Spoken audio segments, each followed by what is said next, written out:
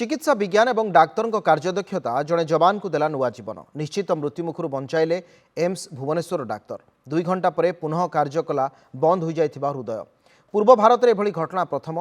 नयागढ़ रणपुर अंचल युवक जटिल स्वास्थ्यावस्था गुरुतर थिबा बेले अक्टोबर पहिलारे एम्स भुवनेश्वर को रेफर करा जायतिला।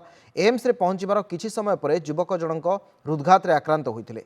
जीवन बंचाइबा पई 40 मिनिटर प्राथमिक सीपीआर सत्वे तांकर हृदय कार्य करनथिला।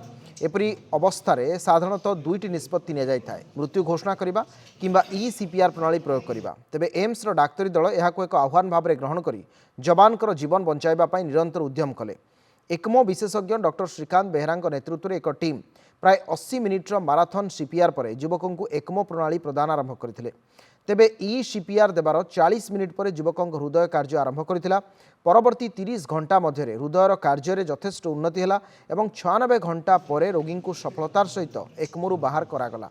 दलगत भाव में उल्लेखनीय पारदर्शिता, समन्वय और उत्सर्गीकृत प्रदर्शन माध्यम एभली एक जटिल कार्य संपादन करी जड़े जवानकर जीवन बंचाइबा एक अनन्य सफलता।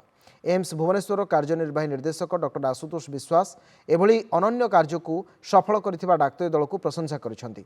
सेबडे पुओ को द्वितीय जीवन प्रदान करथिबारु एम्स भुवनेश्वर डाक्तरी दल को कृतज्ञता ज्ञापन करिसेंति जवान मां।